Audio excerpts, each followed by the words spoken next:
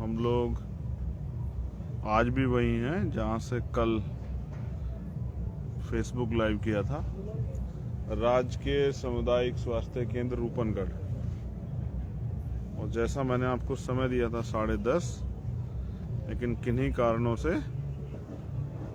हम लोग लेट हो गए हैं, क्योंकि अभी सबका साथी जो हैं, जो आंदोलन में हैं, वो किसी विषय पर चर्चा कर रहे हैं। तो रूपनगढ़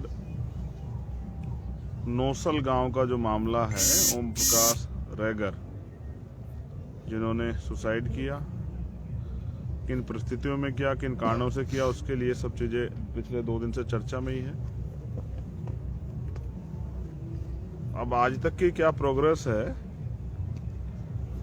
ये भी आप लोगों को जानना चाहिए। और फिर अब हम लोग क्या सोच रहे हैं, हम लोगों ने क्या तय किया, ये भी आप लोगों को जानना चाहिए। तो बहुजन समाज में जन्मे सभी संतों, गुरुओं, महापुरुषों को नमन करते हुए आज तीसरा दिन है।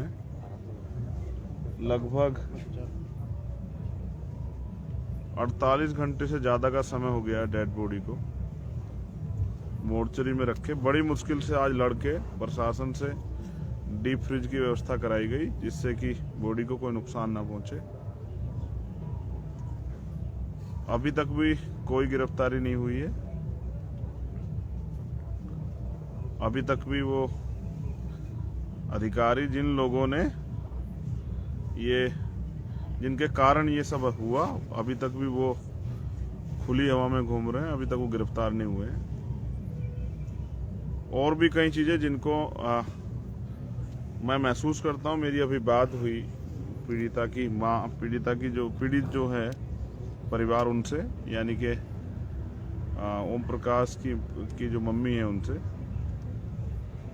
तो वो बड़ी बात दिलचस्प है, आपको जाननी चाहिए कि उन्होंने एक सवाल मेरे सामने रखा कि ये 2 बेटियां हैं, ये कल चली जाएंगी, हमें गांव में रहना है, हम गांव में क्या काम करेंगे, कौन हमें मजदूरी देगा, किसके यहाँ हम जाएंगे, हमारी सुरक्षा कैसे होगी,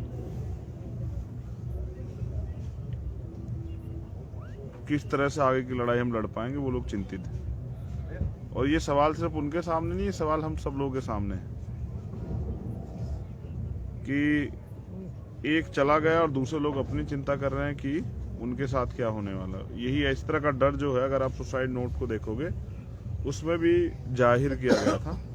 मैं एक बड़ा दिलचस्प है, आज मैं दोबारा से मैंने सुसाइड नोट पढ़ा। अभी भी सुसाइड नोट होगा शायद, यहाँ किसी के पास है क्या?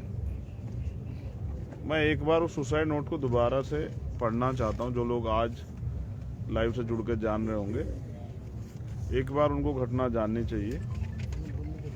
तुम्हारे पास शायद सुसाइड नोट है, वो इसमें थोड़ा सा मैं पढ़वाता हूँ, देना जरा।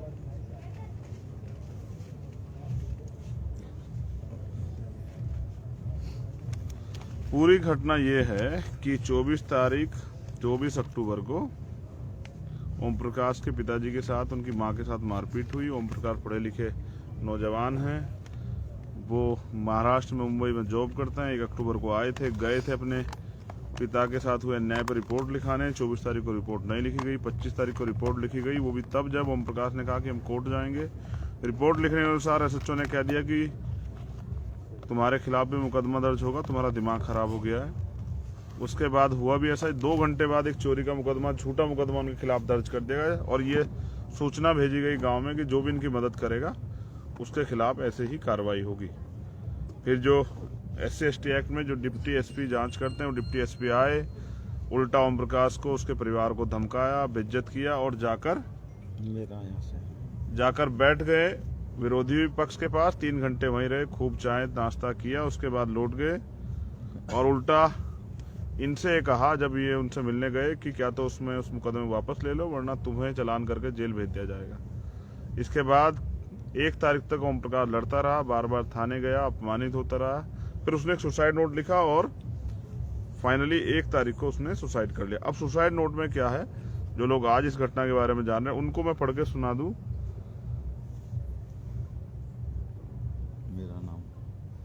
मेरा नाम ओम प्रकाश रैगर है, मेरे पिता का नाम नारायण रैगर है।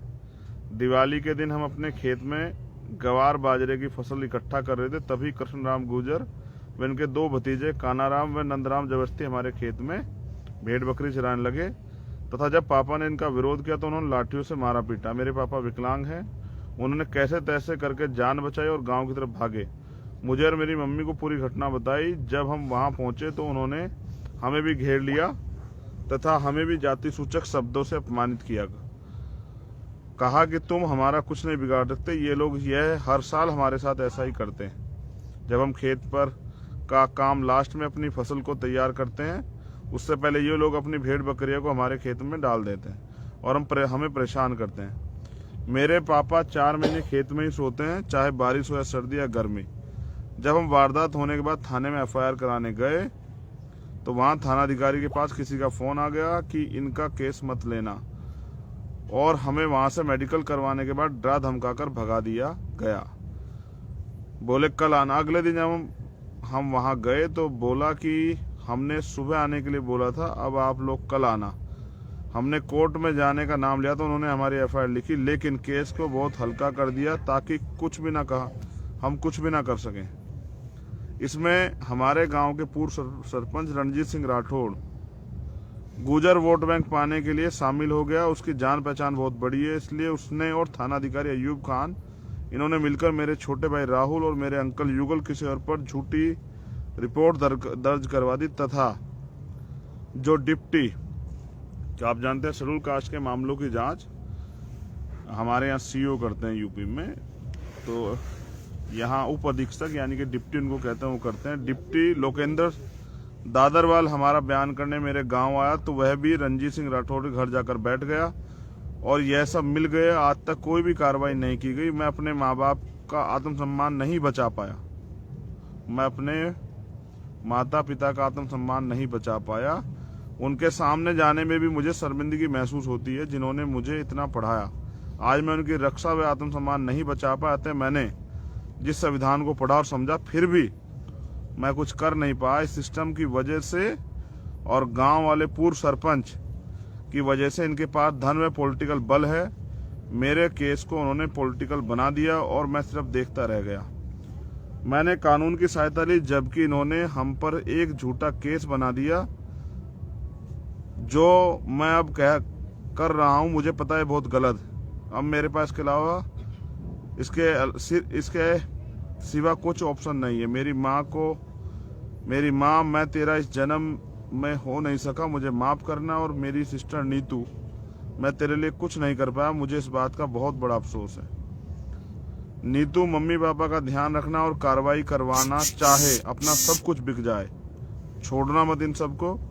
पुलिस का यह वाक्य आम जनता में विश्वास और अपराधियों में भय, उसका आपको उल्टा कर लेना चाहिए। आम जनता में भय और अपराधियों में विश्वास।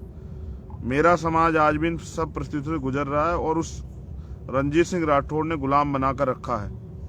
पहली बार मैं थाने गया, उसकी बात नहीं मानी तो उसने कोई कार्रवाई नहीं होने दी। मेरी एक लास्ट इच्छा है कि भीम आर्मी के संस्थापक मेरे साथ जो हुआ वो न्याय दिलाए और अपने हाथों से मेरा अंतिम संस्कार करें। मेरा समाज आज भी गुलामी में जी रहा है। वह नीच जाति के लोगों जैसे शब्दों से पूरे गांव में अपमानित होते हैं और उन्हें डर रहता है कि और वो रणजीत सिंह खिलाफ एक शब्द नहीं बोल सकते। मेरा समाज के 4-5 लोग जो इसके तलवे चाटते हैं, उनसे विनती है कि आप इनकी गुलामी ना करें और एक बेटे को अपनी मम्मी पापा और सिस्टर से दूर ना करें। मुझे पता नहीं अब ये लोग क्या करेंगे, बट मेरे मम्मी पापा और परिवार को बचा लेना। चंद्रशेखर आजाद रावण से ये मेरी विनती। जय Bhim, I love my family, अलविदा। ये सुसाइड नोट जिसमें कई चीजें गंभीर रूप से उसने कही, आरोप लगाए जिन लोगों की वजह से सुसाइड कर रहा है, लेकिन अब तक उनकी कोई गिरफ्तारी नहीं हुई। ये राजस्थान सरकार की न्यायिक व्यवस्था है जिसकी पीठ थपथपाते हैं यहाँ के मुख्यमंत्री। मुझे ये भी कहने में बड़ा कोई गुरेज नहीं कि सरकार चाहे कांग्रेस की और बीजेपी की, हमारे साथ अन्याय बरकरार होता है, सत्ता का चरित्र एक होता है। पिछले 3 दिन से किसी सरकार के नुमाइंदे ने पीड़ित परिवार से बात नहीं की, उनकी सुध नहीं ली। यहाँ तक यहाँ के डीएम और एसपी भी यहाँ तक इस परिवार का हाल जानने नहीं आए। इसका एक कारण भी है। इसका कारण यह है कि पिछले कुछ दिन पहले यहाँ इस रैगर जाति की महासभा मुख्यमंत्री जी ने कराई। अब मुख्यमंत्री जी को विश्वास है कि रैगर समाज के जो सीनियर लोग हैं वो तो अपने जो कमिटमेंट मुझसे हुआ उसके लिए मेरे साथ रहेंगे, तो कुछ दिनों बाद ये लोग बैठे रहेंगे, उसके बाद चले जाएंगे। और हो सकता है इसी वजह से मुख्यमंत्री चैन से अपने घर बैठे। उनको लगता है कि ये लोग मेरे खिलाफ तो जाने से रहे। इस वजह से मुख्यमंत्री इतनी संवेदनशील घटना पे एक ट्वीट करना भी उन्होंने सही नहीं समझा, ना ही उनका कोई नुमाइंदा इनके आंसू पूछने आया। अब सवाल ये है, इसका मतलब ओम प्रकाश को मर जाना चाहिए था, क्योंकि न्याय तो उसको मिल नहीं पा रहा है। और अगर वो न्याय की लड़ाई को मजबूत करने के लिए उसने बलिदान भी दिया इस उम्मीद के साथ कि न्याय मिलेगा, तो भी न्याय नहीं मिल रहा है। तो अब आप समझिए कि हालात क्या है। मेरे आज और हरियाणा का मामला एक ध्यान में आया, जहां उनके परिवार के लोग डटे रहे कि हमें न्याय चाहिए। और जिस दिन मैं गया फिर काफी गर्मा गर्मी हुई। उसके बाद फिर ये तय हुआ हरियाणा के मामले में कि अगर 2 दिन में सरकार ने हमारी मांग नहीं मानी तो कोई अधिकारी का दफ्तर वो खुलेगा नहीं, सब में ताले लगेंगे। मुझे लगता है ऐसी ही इंतजाम हमें अब यहाँ करना पड़ेगा। मुख्यमंत्री जी और सरकार हमारे सब्र का इम्तिहान ले रही है। उनको लगता है कि हम लोग क्या करेंगे। वो लोग चाहते हैं कि हम गुस्से में कोई कदम उठाएं और वो आंदोलन को हिंसक बना के बदनाम कर दें, या फिर उनके लोग आगे पथराव कर दें, आंदोलन हिंसक हो जाए। आप हमारा धैर्य देखिए कि हम 2 दिन से इस मामले में डटे हुए हैं और किसी भी तरह का आक्रोश हमारे साथ ही जो हमारे ही भाई चला गया और हम इस अन्याय को सह रहे हैं। ये प्रमाण है कि आज भी भारत में शोषित वंचित वर्ग के लोगों के साथ कितने बड़े पैमाने पर अन्याय होता है। और आवाज उठाने पे न्याय तो बहुत दूर की बात, उनको अपनी जान भी गंवानी पड़ती है। जैसा मैंने कहा कि तो मैं समझता हूं कि ये अन्याय अत्याचार जो है इसलिए झेलना पड़ रहा है क्योंकि यहाँ सरकार में बैठे हुए लोग संवेदनहीन हैं और उनकी मानवता और उनकी संवेदनाएं मर चुकी। आज रात हम लोग फिर इंतजार करेंगे, खुले आसमान के नीचे बिताएंगे। सभी लोग यहाँ मौजूद हैं, सैकड़ों की संख्या में, हजारों की संख्या में। पीड़ित परिवार भी यहाँ मौके पे मौजूद है। अगर क्योंकि ज्यादा लंबे समय तक क्रांति को रोक के नहीं रखा जा सकता और किसी को इतना भी नहीं दबाया जा सकता कि वो कुचला जाए, तो कल हो सकता है हमारे आंदोलन का आखिरी दिन हो। क्योंकि अगर कल सुबह तक हमारी मांगे नहीं मानी गई तो मजबूरी में फिर हमें अपना वही रूप, ये समाज अन्याय अत्याचार के लड़ने के लिए 2 अप्रैल जैसा इख्तियार करता है, तो वही रूप जो है मजबूरन अपने भाई के सम्मान की रक्षा के लिए हम लोगों को लेना पड़ेगा। चाहे फिर जाके हम इस डेड बॉडी को ले जाके अपने भाई की, चाहे हमें तो इसलिए आज का इंतजार हम लोग करेंगे। कल सुबह हम लोग पूरी ताकत से अपने आंदोलन को धार देंगे। मैं कुछ जगह पे आज कैंडल मार्च हुआ। मैं साथियों से निवेदन करता हूं कि कल पूरे देश में आप जहां भी, आप अपने घर भी हैं, तो एक कैंडल ओम प्रकाश रैगर के लिए जरूर जलाएं। क्योंकि जब आप उनका सुसाइड नोट पढ़ते हो, वो कहीं से भी हारा हुआ नहीं लग रहा है। उसकी जो बातें हैं वो समाज को जगाने वाली है। वो गुलामी छोड़ने के लिए मना करता है, वो तलवे चाटने के लिए मना करता है, वो लड़ने का प्रयास करता है। वो उसका जो संदेश है कि चाहे हमारा घर क्यों ना बिक जाए, समझौता मत करना, संघर्ष करना, वो ये हमें एक दर्शन देता है, एक रास्ता देता है कि हमें अपने ऊपर हो रहे अन्याय के खिलाफ मजबूती से लड़ना है। इसलिए मैं उनको आत्महत्या नहीं, मैं उनको शहीद भी मानता हूँ। आज वो हमारे बीच में नहीं, और मैं जीवन में उनको शहीद ओम प्रकाश रैगर के नाम से ही जो है ना, हम लोग उनको याद करेंगे।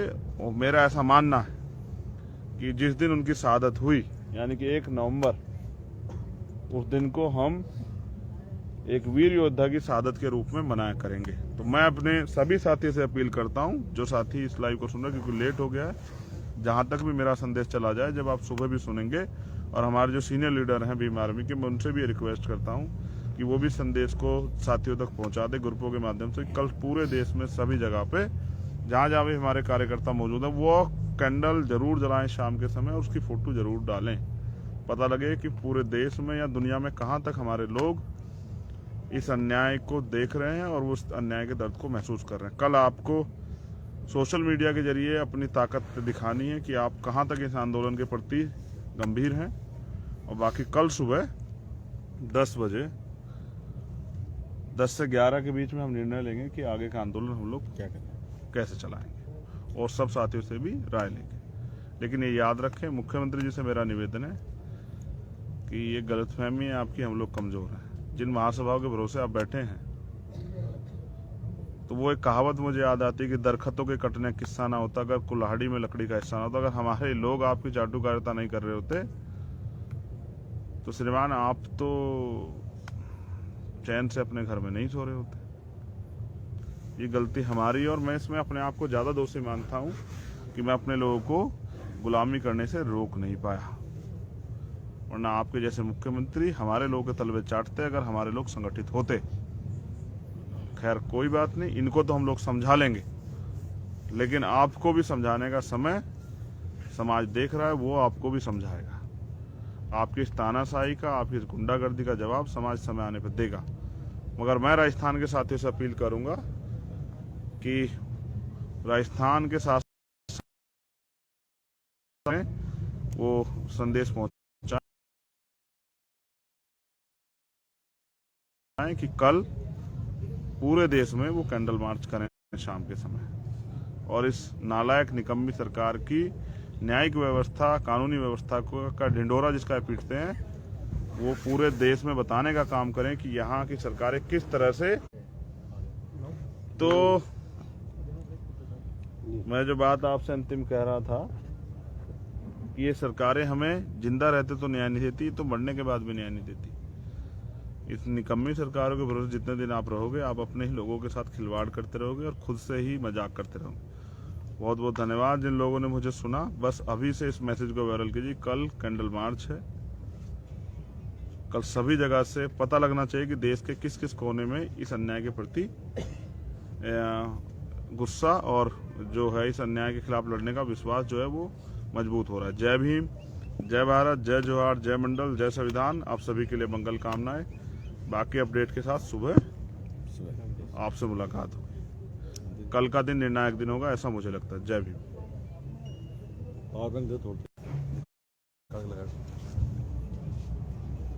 जय भीम। हम लोग आज भी वही हैं जहां से कल फेसबुक लाइव किया था। राजकीय सामुदायिक स्वास्थ्य केंद्र रूपनगढ़, और जैसा मैंने आपको समय दिया था 10:30, लेकिन किन्हीं कारणों से हम लोग लेट हो गए हैं, क्योंकि अभी सबका साथी जो हैं, जो आंदोलन में हैं, वो किसी विषय पर चर्चा कर रहे हैं। तो रूपनगढ़ नौसल गांव का जो मामला है, ओम प्रकाश रैगर जिन्होंने सुसाइड किया, किन परिस्थितियों में किया, किन कारणों से किया, उसके लिए सब चीजें पिछले 2 दिन से चर्चा में ही है। अब आज तक की क्या प्रोग्रेस है ये भी आप लोगों को जानना चाहिए, और फिर अब हम लोग क्या सोच रहे हैं, हम लोगों ने क्या तय किया, ये भी आप लोगों को जानना चाहिए। तो बहुजन समाज में जन्मे सभी संतों, गुरुओं, महापुरुषों को नमन करते हुए आज तीसरा दिन है। लगभग 48 घंटे से ज्यादा का समय हो गया है डेड बॉडी को मोर्चरी में रखे। बड़ी मुश्किल से आज लड़के प्रशासन से डीप फ्रिज की व्यवस्था कराई गई, जिससे कि बॉडी को कोई नुकसान ना पहुंचे। अभी तक भी कोई गिरफ्तारी नहीं हुई है। अभी तक भी वो अधिकारी जिन लोगों ने ये जिनके कारण ये सब हुआ अभी तक भी वो खुली हवा में घूम रहे हैं, अभी तक वो गिरफ्तार नहीं हुए हैं। और भी कई चीजें जिनको मैं महसूस करता हूँ। मेरी अभी बात हुई पीड़िता की माँ, पीड़ित जो है परिवार उनसे, यानी कि ओम प्रकाश की जो मम्मी है उनसे, तो वो बड़ी बात दिलचस्प है, आपको जाननी चाहिए कि उन्होंने एक सवाल मेरे सामने रखा कि ये 2 बेटियां हैं, ये कल चली जाएंगी, हमें गांव में रहना है, हम गांव में क्या काम करेंगे, कौन हमें मजदूरी देगा, किसके यहाँ हम जाएंगे, हमारी सुरक्षा कैसे होगी, किस तरह से आगे की लड़ाई हम लड़ पाएंगे, वो लोग चिंतित हैं। और ये सवाल सिर्फ उनके सामने नहीं, ये सवाल हम सब लोगों के सामने है कि एक चला गया और दूसरे लोग अपनी चिंता कर रहे हैं कि उनके साथ क्या होने वाला। यही इस तरह का डर जो है, अगर आप सुसाइड नोट को देखोगे उसमें भी जाहिर किया गया था। मैं एक बड़ा दिलचस्प है, आज मैं दोबारा से मैंने सुसाइड नोट पढ़ा, अभी भी सुसाइड नोट होगा शायद, यहाँ किसी के पास है क्या? मैं एक बार उस सुसाइड नोट को दोबारा से पढ़ना चाहता हूँ। जो लोग आज लाइव से जुड़ के जान रहे होंगे, एक बार उनको घटना जाननी चाहिए। तुम्हारे पास शायद सुसाइड नोट है वो, इसमें थोड़ा सा मैं पढ़वाता हूँ, देना जरा।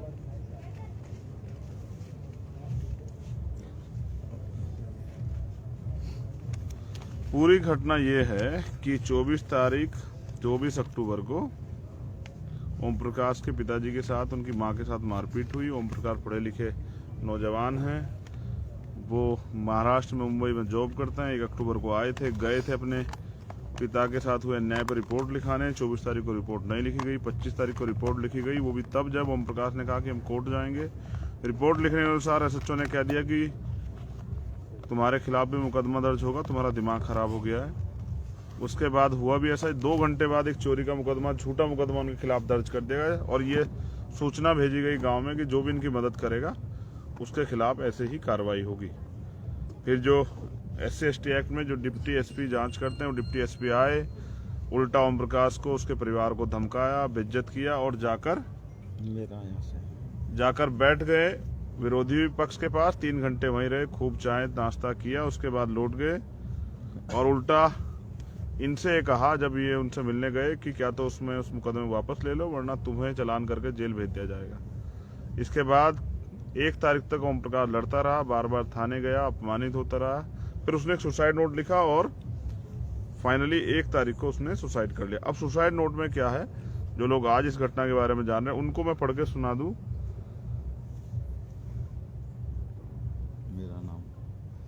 मेरा नाम ओम प्रकाश रैगर है, मेरे पिता का नाम नारायण रैगर है। दिवाली के दिन हम अपने खेत में गवार बाजरे की फसल इकट्ठा कर रहे थे, तभी कृष्णराम गुर्जर व इनके 2 भतीजे कानाराम व नंदराम जबरदस्ती हमारे खेत में भेड़ बकरी चराने लगे तथा जब पापा ने इनका विरोध किया तो उन्होंने लाठियों से मारा पीटा। मेरे पापा विकलांग हैं, उन्होंने कैसे तैसे करके जान बचाई और गांव की तरफ भागे। मुझे और मेरी मम्मी को पूरी घटना बताई। जब हम वहां पहुंचे तो उन्होंने हमें भी घेर लिया तथा हमें भी जाति सूचक शब्दों से अपमानित किया। कहा कि तुम हमारा कुछ नहीं बिगाड़ सकते। ये लोग हर साल हमारे साथ ऐसा ही करते हैं। जब हम खेत पर का काम लास्ट में अपनी फसल को तैयार करते हैं, उससे पहले ये लोग अपनी भेड़ बकरियों को हमारे खेत में डाल देते हैं और हमें परेशान करते हैं। मेरे पापा 4 महीने खेत में ही सोते हैं, चाहे बारिश हो या सर्दी या गर्मी। जब हम वारदात होने के बाद थाने में FIR कराने गए तो वहां थानाधिकारी के पास किसी का फोन आ गया कि इनका केस मत लेना, और हमें वहां से मेडिकल करवाने के बाद डरा धमकाकर भगा दिया गया। बोले कल आना। अगले दिन जब हम वहां गए तो बोला कि हमने सुबह आने के लिए बोला था, अब आप लोग कल आना। हमने कोर्ट में जाने का नाम लिया तो उन्होंने हमारी FIR लिखी, लेकिन केस को बहुत हल्का कर दिया ताकि हम कुछ भी ना कर सकें। इसमें हमारे गांव के पूर्व सरपंच रणजीत सिंह राठौड़ गुर्जर वोट बैंक पाने के लिए शामिल हो गया। उसकी जान पहचान बहुत बड़ी है, इसलिए उसने और थानाधिकारी अयूब खान, इन्होंने मिलकर मेरे छोटे भाई राहुल और मेरे अंकल युगल किशोर पर झूठी रिपोर्ट दर्ज करवा दी तथा जो डिप्टी, जो आप जानते हैं शेड्यूल कास्ट के मामलों की जांच हमारे यहाँ सीओ करते हैं यूपी में, तो यहाँ उप अधीक्षक यानी कि डिप्टी उनको कहते हैं, वो करते हैं। डिप्टी लोकेंद्र दादरवाल हमारा बयान करने मेरे गांव आया तो वह भी रणजीत सिंह राठौर के घर जाकर बैठ गया और यह सब मिल गए। आज तक कोई भी कार्रवाई नहीं की गई। मैं अपने माँ बाप का आत्मसम्मान नहीं बचा पाया, मैं अपने माता पिता का आत्मसम्मान नहीं बचा पाया। उनके सामने जाने में भी मुझे शर्मिंदगी महसूस होती है, जिन्होंने मुझे इतना पढ़ाया।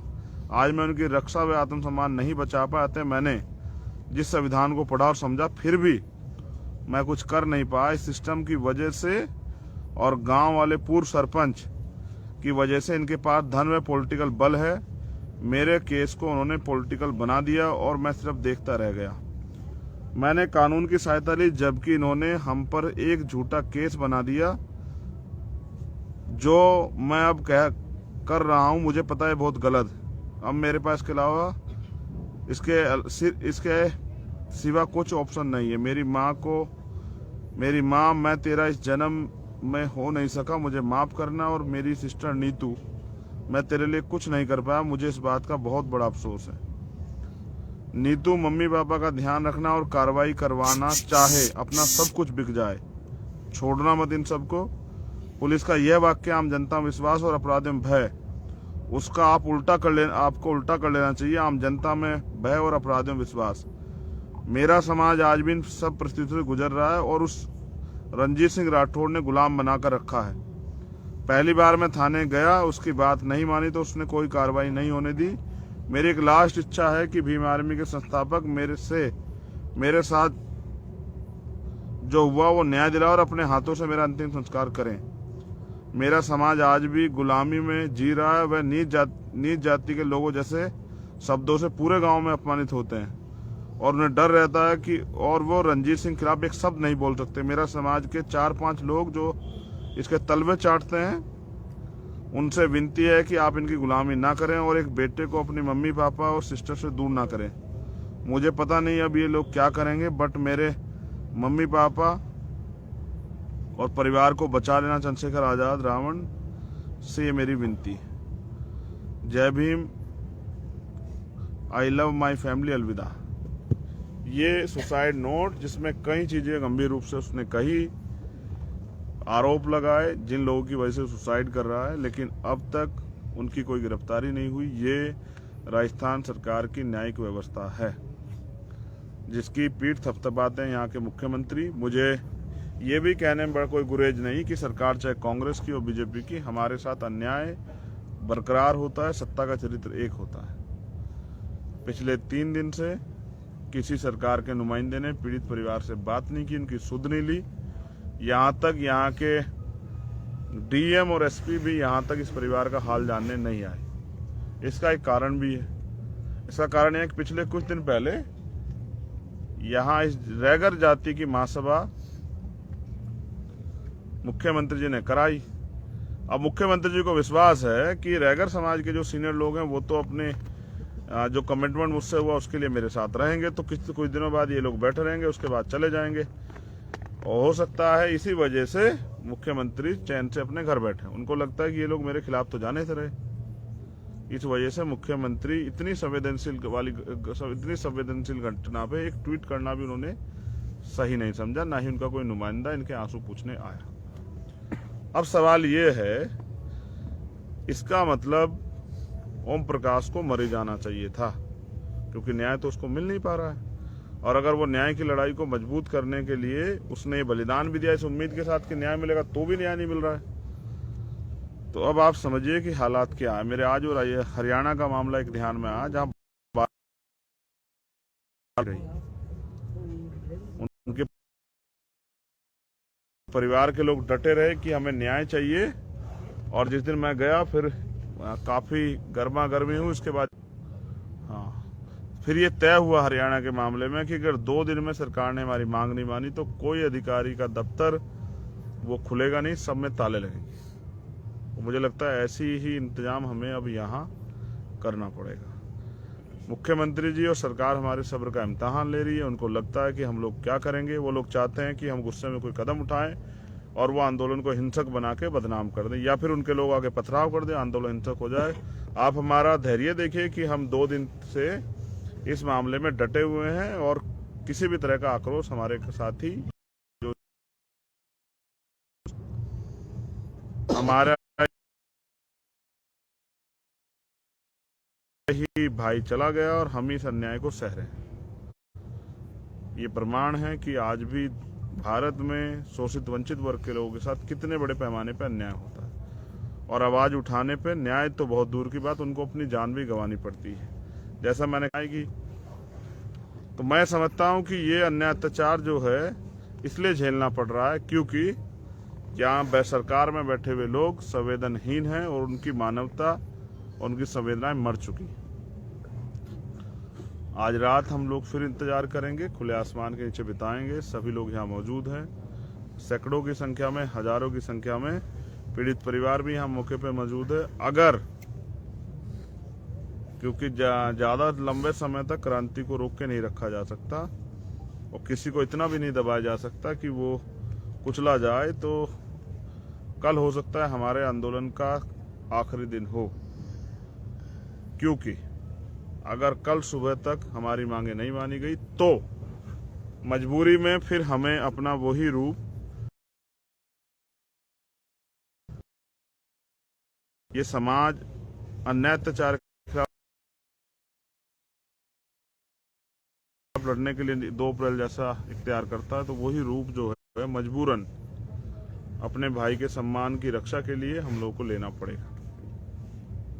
चाहे फिर जाके हम इस डेड बॉडी को ले जाके अपने भाई की, चाहे हमें तो इसलिए आज का इंतजार हम लोग करेंगे।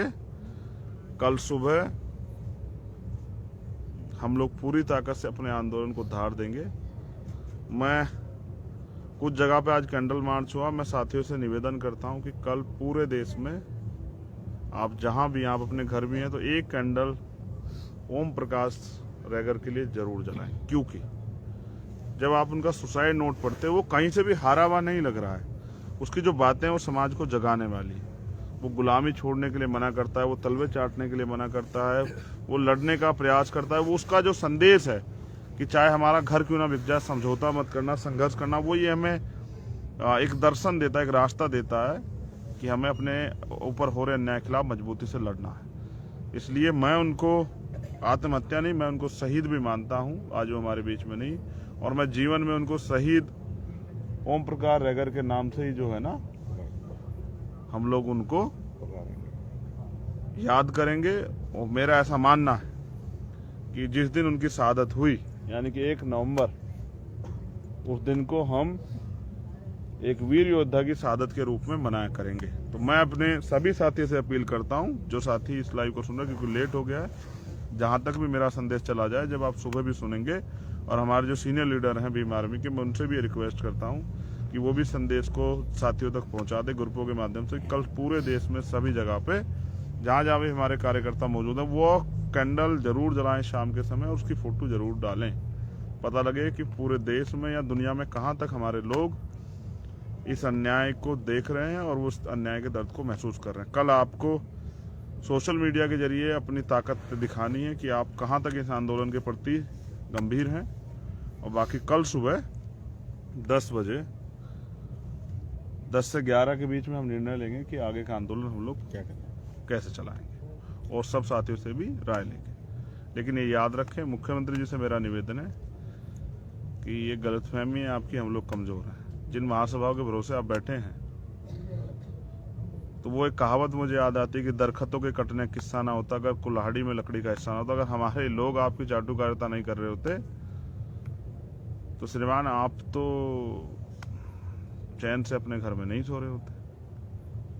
ये गलती हमारी, और मैं इसमें अपने आप को ज्यादा दोषी मानता हूं कि मैं अपने लोगों को गुलामी करने से रोक नहीं पाया।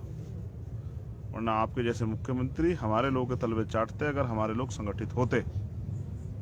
खैर कोई बात नहीं, इनको तो हम लोग समझा लेंगे, लेकिन आपको भी समझाने का समय समाज देख रहा है वो आपको भी समझाएगा। आपकी इस तानाशाही का, आपकी इस गुंडागर्दी का जवाब समाज समय आने पर देगा। मगर मैं राजस्थान के साथियों से अपील करूंगा कि राजस्थान के साथ वो संदेश पहुंचाएं